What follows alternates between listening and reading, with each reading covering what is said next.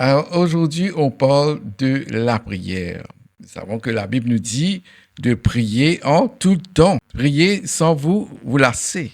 Donc la prière a une importance capitale dans notre vie spirituelle. Mais aujourd'hui, le titre, c'est à quoi sert la prière? À quoi sert de prier? Quelle est l'importance de prier? Mais il faut aussi comprendre que la prière est basée sur des principes.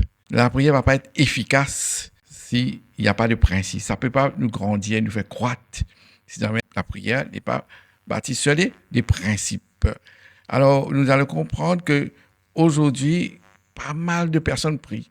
Les gens prient dans les religions, les gens prient de toutes sortes de choses. Mais ce qu'il faut savoir, est-ce qu'il y a les résultats? 95% des chrétiens ont des problèmes graves et ils ne prospèrent pas, mais pourtant ils prient. Quel est le problème dans tout ça? On ne peut pas tout vous expliquer en 30 minutes, mais la base, il faut comprendre la base de la prière si nous voulons avancer dans le spirituel.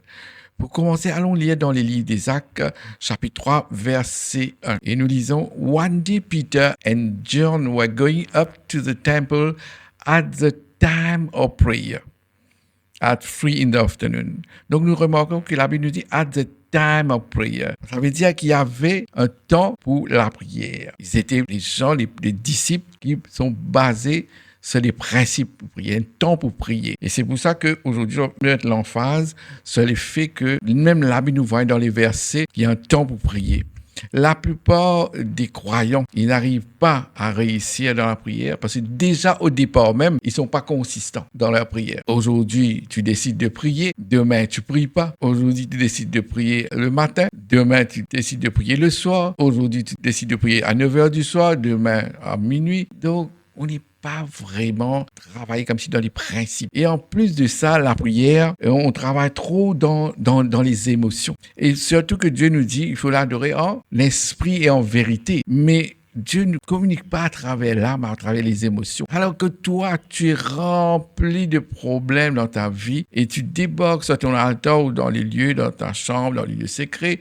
Tu veux parler des choses dans l'émotion que tu as traversée. Et tu oublies quelles sont les choses que Dieu nous a dit dans la Bible et tu dégages tout ça. Bien souvent, des fois, ça ne marche pas. Parce que tu ne peux pas venir devant Dieu avec toutes tes émotions sans qu'il y ait une réalité biblique, qu'il y ait une réalité spirituelle. Amen. Alors que consistency, ça veut dire d'être consistant dans la prière, ça qui fait de toi une puissance. Ça veut dire que toi, tu dis, voilà, aujourd'hui, telle heure, je me mets pour Dieu pour prier. Ça ne veut pas dire que tu ne peux pas prier les autres heures, mais il y a un moment où tu es sur ton altar et que tu vas dédicacer ce temps-là pour le Seigneur et ça ne se rate jamais. Donc, déjà, tu es une personne fidèle.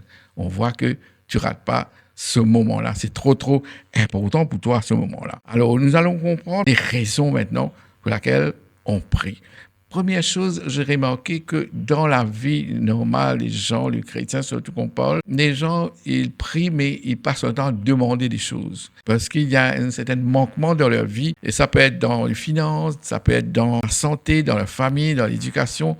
Pas mal de choses dans leur vie. Ils prient pour recevoir quelque chose. Je ne dis pas que c'est pas bon de demander, parce que la Bible dit « demandez, vous recevrez ». Il n'y a pas de souci. Mais l'ordre, de quel ordre on met la prière, dans l'importance aussi. Quelle importance on accorde à chaque chose qu'on va demander à Dieu. La première chose qu'il faut comprendre, que tu demandes toujours à Dieu pour pouvoir te grandir, pour pouvoir croître, pour pouvoir transformer. Be ye transformed by the renewal of your mind. Transformer pour que tes pensées changent.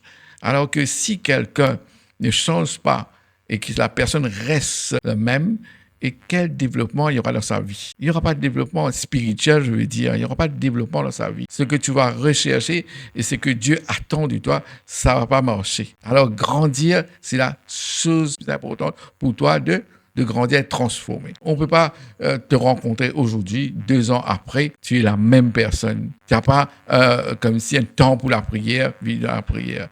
Nous avons aussi que dans la Bible nous montre que Jésus à un moment donné était dans le jardin, et que 3 de ses disciples de prier. À chaque fois que Jésus venait, ses disciples dormaient. Il dit que vous ne pouvez pas prier ne serait-ce qu'1 heure, mais les gens dormaient. Donc nous aussi, aujourd'hui, notre vie, on aime bien dormir parce qu'on n'a pas l'habitude. Notre chair nous amène à vivre une certaine vie qui est contraire à notre vie spirituelle. Alors on passe notre temps à dormir. Mais il faut savoir que la prière, c'est surtout le soir, c'est primordial, on ne peut pas s'en passer. Alors c'est pour ça qu'aujourd'hui, on a envie de faire comprendre les raisons pour lesquelles on doit prier. Et il y aura un changement dans notre vie spirituelle. Et il y aura un changement même dans notre vie physique, on peut l'apercevoir. Par exemple, dans Luc chapitre 9, verset 29, la Bible nous dit, parlant de la transfiguration de Jésus, pendant qu'il priait, son visage changea d'aspect et ses vêtements devinrent d'une blancheur éblouissante. Alors, c'est ce qui va arriver à n'importe quel croyant qui se donne à la prière, qui se donne dans ce moment de prière à Dieu, dans une honnêteté, dans une franchise avec Dieu.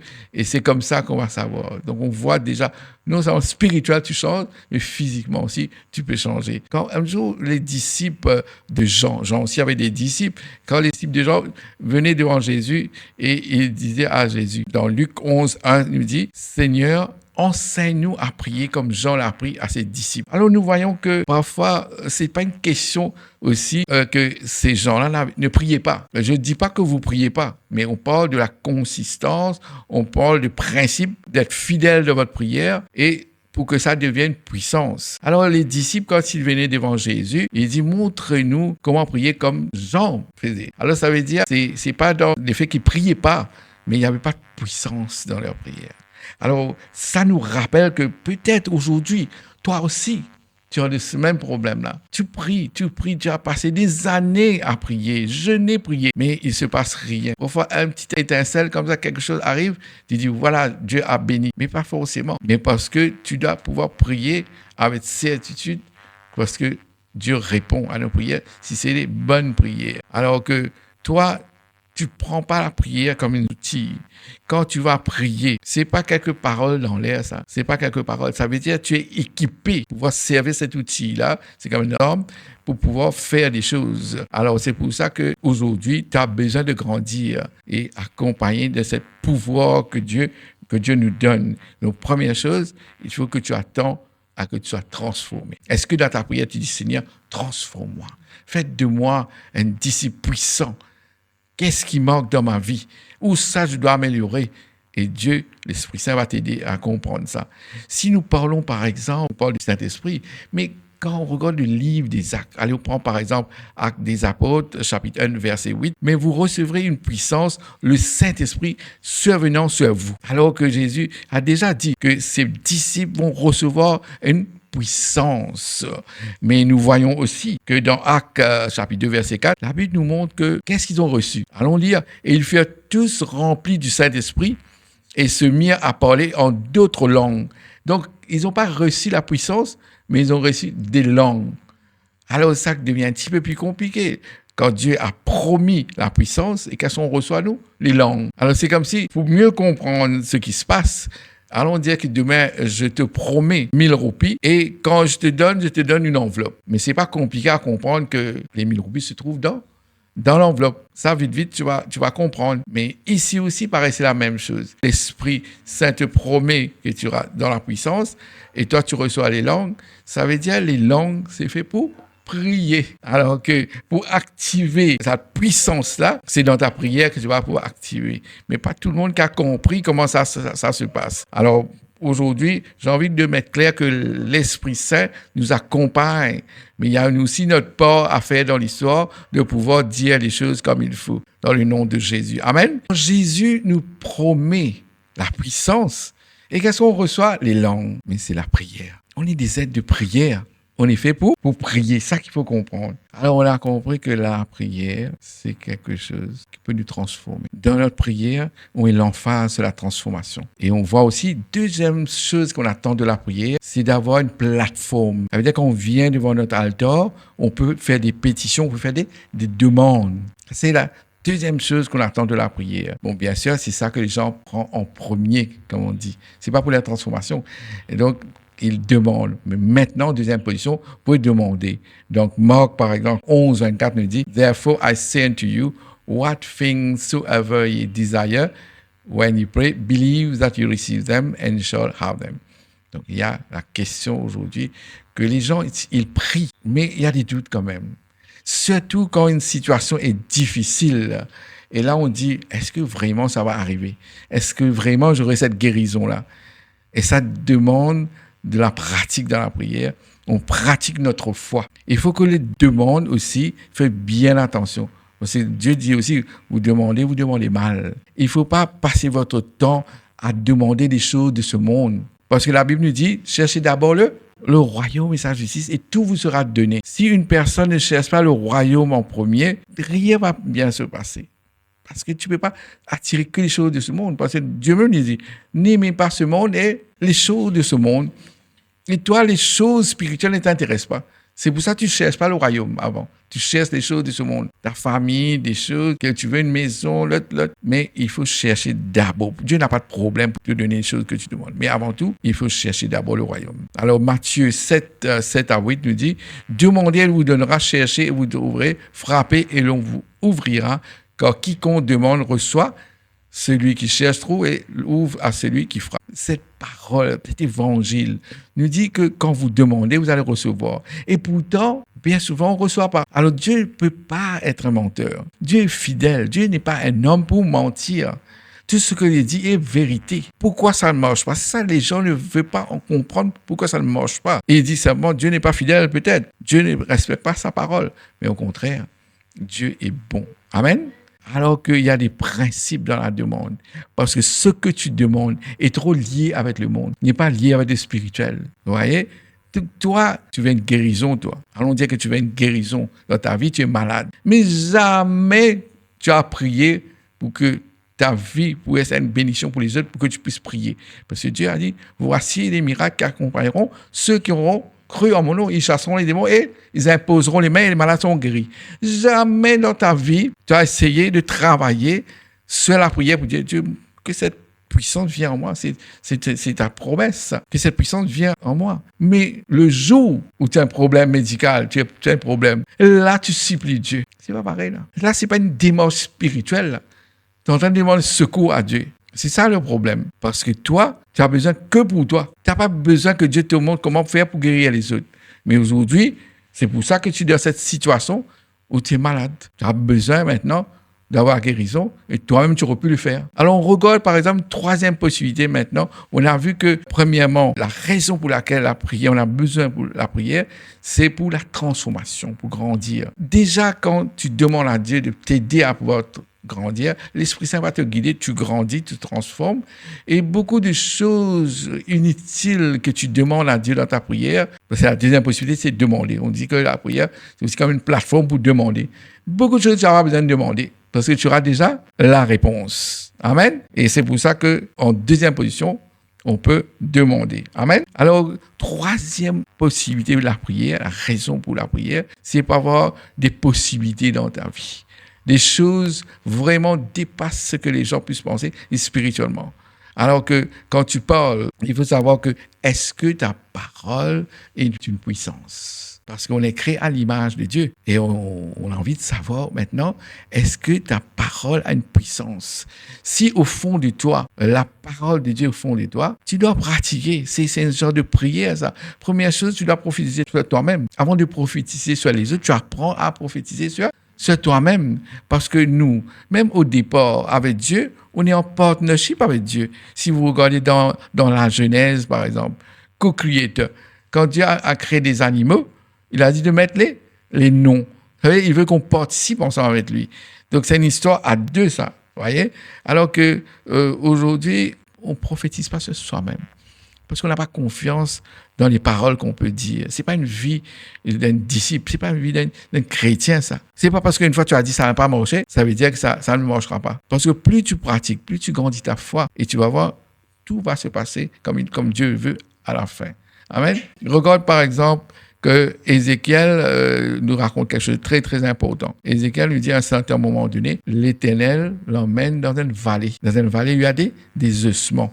On va lire ça, Ézéchiel 37, versets 1 à 4. La main de l'Éternel fut sur moi, et l'Éternel me transporta en esprit et me déposa dans les milieux d'une vallée remplie d'ossements. Il me fit passer auprès d'eux tout autour, et voici, ils étaient fort nombreux à la surface de la vallée, et ils étaient complètement secs. Il me dit, Fils de l'homme, ces œufs pourront-ils revivre? Je réponds, Seigneur éternel, tu le sais. Et il me dit, prophétise sur ces eaux et dis-leur ossements desséchés, écoutez la parole de l'Éternel. Amen. On redit le mot prophétise. On a envie d'entendre ce mot. Prophétise. Redites-moi, j'entends pas. J'entends toujours pas. Prophétise. Parce que je sens que tu es en train de dormir. Là. Tes paupières sont lourdes. Tu dis, c'est bon de dormir au lieu d'écouter le pasteur. Alors, je te dis, réveille-toi. Le Seigneur a besoin que tu écoutes. Réveille-toi. Arrête de dormir. C'est un péché de dormir quand Dieu parle. Amen. Alors, prophétiser veut dire que tu dis des choses que Dieu accorde, que tu parles au nom de Dieu. Alors qu'aujourd'hui, si on regarde dans cette histoire d'Ézéchiel, les ossements commencent à bouger. Il y a des sons, il y a un son. Ça commence à les sons des ossements. Mais peut-être aujourd'hui, peuple de Dieu, aujourd'hui, toi aussi, tu as des ossements dans ta vie. Tu as des œufs qui sont déchirés dans ta vie. Tu as des problèmes de maladie, plein de problèmes que tu as. Et tu as besoin que ces œufs puissent revivre. Alors Dieu te donne la possibilité de prophétiser sur ta vie. Toi-même, tu prophétises sur ta vie. Tout ce que Dieu dit. Dieu a dit comme ça, par ces meurtricières, tu es guéri. Alors tu prophétises, moi, la maladie n'a pas sa place en moi. Parce que Dieu s'est déjà fait les choses qu'il faut faire. Par ces meurtricières aujourd'hui, je refuse d'accepter la maladie. Dieu dit que je dois prospérer. La maladie n'a pas sa place, la prospérité dans ma vie. Alors que toi, tu ne parles pas de ce que Dieu a dit. Dieu a promis ça. Cette promesse-là, tu dois vivre dans cette promesse-là. Alors comme ça, ces ossements-là, tu entends le son de la guérison, le son de la restauration, le son du miracle, tu entends. Parce que toutes ces eaux-là doivent pouvoir vivre. Tout ce qui est séché doit pouvoir vivre. Toutes ces situations-là, la vie reprend en toi. Quand tu sens, tu es faible, tu commences à perdre l'énergie, le courage, Dieu te redonne. Parce que c'est pour ça que la Bible dit, moi, Jésus, suis venu pour que vous ayez la vie. Et la vie en abondance. Ça veut dire que quelqu'un peut vivre, mais n'a pas assez la vie en lui. Tu vois, Dieu recharge ta vie, redémarre et tu es rempli de vie. Alors aujourd'hui, fais confiance en ton Seigneur et c'est comme ça que la prière va pouvoir. Parce que tu viens que devant Dieu, tu dis que les choses que tu as besoin, mais jamais tu passes du temps à vraiment apprendre les choses quand les choses sont déjà graves et là que tu viens devant Dieu et ça, c'est déjà trop tard. Amen. Alors, Dieu veut que tu prospères. Il n'y a que ça que Dieu veut. Quand tu prospères aussi. Les gens pensent seulement prospérer dans l'argent, dans la richesse, dans ce monde. Mais avant tout, d'avoir ça, il faut prospérer dans ta vie spirituelle. C'est la première des choses de prospérer dans ta vie spirituelle. Parce que nous, on est fait pour pouvoir diriger, pouvoir parler, pouvoir dire des choses, et ça arrive. Quand Dieu dit quelque chose, ça arrive. Mais si tu représentes Dieu, tu es un ambassadeur de Dieu, quand tu dis quelque chose, ça arrive. Alors que nous prenons par exemple dans la Genèse, chapitre 21, verset 1, où l'Éternel se souvient ce qu'il avait dit à Sarah. Et l'Éternel accomplit pour Sarah ce qu'il avait promis. Hein? Pourquoi ça peut arriver dans la vie de Sarah? Parce que Sarah avait une vie de prière. Sarah attendait cette promesse-là. Le Dieu, quand il dit quelque chose, ça va arriver dépendant de ce que tu vas marcher avec lui. Parce que soit tu es un enfant de Dieu, soit tu es un enfant du diable. Seulement les enfants de Dieu qui puissent bénéficier. Tu viens héritier du salut. Alors, c'est ça qu'on doit comprendre. Parfois, tu peux dire que tu es chrétien, mais ta vie ne reflète pas Jésus du tout. Tu ne marches pas avec Dieu, toi. Et tu vas être héritier de ces choses, de cette puissance que Dieu te donne. Et il faut mériter ça. Alors toi, aujourd'hui, je refuse d'accepter la défaite. Dis, je refuse d'accepter la défaite. Quand je suis un enfant de Dieu. Quand Dieu, Jésus, mon Seigneur, a donné sa vie pour moi et pour la multitude. Amen. Alors tu refuses. Tu refuses pas parce que juste pas tu refuses. Tu refuses parce que ton Seigneur a fait le travail. Amen. Alors tu peux pas risquer une vie. Combien de vies tu as? Combien la Bible nous dit? Combien de vies on a? On a une seule vie. Tu veux la gâcher? Non. J'entends pas. Non, tu veux pas la gâcher. Tu veux vivre. Et tu dois faire ce travail que Dieu a fait pour toi avant de quitter ce monde. Tu peux pas accepter de laisser ce monde-là rien faire. Alors que tu peux être une bénédiction pour les autres. Mais avant tout, être une bénédiction pour toi-même. Recevoir ce que Dieu t'a donné. Tu ne peux pas risquer une seule vie que tu as là pour faire de sorte que tu es perdant dans l'histoire. On est des violents. La Bible nous dit que depuis le temps de Jean-Baptiste, le royaume soumis à la violence et seuls les violents qui s'en emportent. Ça nous ramène aux quatrième raison pourquoi on a besoin de prier. Prier aussi, c'est pour faire la guerre, pour faire des intercessions, warfare. Alors que aujourd'hui, on se bat pas, on se fait battre. Au lieu de combattre l'ennemi qui est en train de nous écraser. Au lieu que l'ennemi soit sous nos pieds, c'est nous qui sommes sous les pieds des ennemis. C'est pas possible quand on est des enfants de Dieu. On est des héritiers du royaume et qu'est-ce qui se passe? On a une vie bien, bien difficile. Alors, moi, je dis franchement, toutes les églises peuvent dire prier, prier, prier. Mais la prière, comme ça n'a pas marché. Tu veux passer ta vie. Toutes les églises peuvent passer leur temps à dire prier, prier. C'est trop, trop facile de dire les gens dans l'église prier, mais quand ils ne montrent pas assez. On a été assez rapide quand même, mais on aura l'occasion de rentrer plus dans les détails dans la prière. Ta vie doit bien respecter la prière, mais seulement si tu n'as pas l'enseignement, qu'est-ce que tu vas demander? La prière, avant la prière devient puissant, il faut qu'il y ait l'enseignement. Il faut que tu saches ce que tu es en train de faire. De prier. Qu'est-ce que tu demandes? Parce qu'au départ, Dieu a voulu qu'on soit des dominions, qu'on doit pouvoir prendre les territoires. Il faut qu'on arrive à contrôler les oiseaux du ciel, les poissons de la mer, les animaux. C'est nous qui dominons tout ça. Dieu nous a donné ces territoires-là. Mais aujourd'hui, il n'y a pas de territoire qu'on arrive. Élie dit comme ça, il arrête la pluie. 3 ans et demi, il n'y a pas la pluie. C'est une puissance. Mais il n'y a rien de plus extraordinaire entre Élie et nous. Sauf que c'est un homme de prière. Daniel, tout le peuple Babylone ne comprenait pas comment il était puissant. Mais qu'est-ce qu'il a fait? Il priait. Et un jour, il faut un décret. Un décret veut dire une loi qui est passée, approuvée par le roi, dit qu'il n'y aura pas la prière pendant 30 jours. On ne va pas mentionner tout ça, sinon ça va être un peu long dans Daniel chapitre 6, verset 7. Et où nous voyons que lui, il ne pouvait pas arrêter de prier. Même s'il y avait une loi qui dit il faut qu'il arrête de prier, mais il priait quand même 3 fois par jour. 3 fois par jour. Il regardait par la fenêtre Jérusalem. On va essayer de lire quand même un peu vite.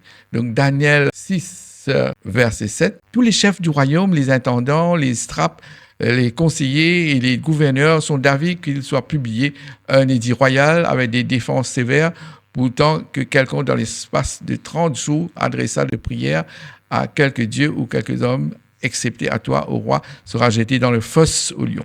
Ça veut dire qu'il y avait une loi, un décret, que si quelqu'un prie pendant ces 30 jours-là, directement dans la fosse au lion. Mais Daniel n'a pas arrêté. Il continue à prier. Daniel 6, verset 10 nous dit, « Lorsque Daniel sut que le décret était écrit, il se retira dans sa maison où les fenêtres de la chambre supérieure étaient ouvertes dans la direction de Jérusalem. Et 3 fois le jour, il se mettait à genoux, il priait et il louait son Dieu comme le faisait auparavant. » Alors, vous voyez, il continuait à prier. Alors, donc, pourquoi il regardait par la fenêtre Jérusalem? Parce que le roi Salomon avait dédicacé le temple qu'il avait construit. Pourquoi? Parce que tous ceux, c'est comme s'il avait fait une alliance avec Dieu. Tous ceux qui regardent dans la direction de Jérusalem, s'il y a un problème dans son obéissance, doivent pouvoir venir à Dieu. Et pour rester dans l'obéissance, Dieu protège cette personne-là. Alors quand Daniel a refusé de ne pas prier, il regardait Jérusalem par la fenêtre. Alors vous voyez, donc c'est ça qu'on appelle l'obéissance aujourd'hui. Parce que Daniel ne voulait pas arrêter. On connaît toute l'histoire de Daniel, que le roi n'a pas pu faire grand-chose avec lui. Il y a des miracles extraordinaires. Alors voilà, donc pour récapituler, on voit que la prière sert à transformation, pour attendre de grandir, de pouvoir grandir dans le spirituel. Et aussi, la prière, c'est une plateforme. C'est là où on peut demander des choses qu'on a besoin de demander et demander des choses par rapport à ce que Dieu attend de nous. Et aussi, nous avons vu que la prière sert à créer des possibilités, des réalités dans notre vie, comme pouvoir prophétiser sur notre vie avant de pouvoir prophétiser sur les autres aussi. Et aussi, quatrièmement, nous avons vu que la prière sert aussi pour la guerre, pour le warfare, parce que le royaume, c'est un lieu où il faut se battre pour pouvoir accéder, et sans la prière, on ne peut pas y accéder. Voilà qu'on est arrivé à la fin. Donc, on a fait un tour d'horizon de l'aspect de la prière. Et donc, espérons que vous pouvez passer du temps un peu plus dans la prière jusqu'à arriver au summum de votre vie, que votre vie devienne une vie de prière. C'est ce, merci d'avoir pris le temps d'écouter et donc je vous donne rendez-vous la semaine prochaine. Que Dieu vous bénisse. Amen.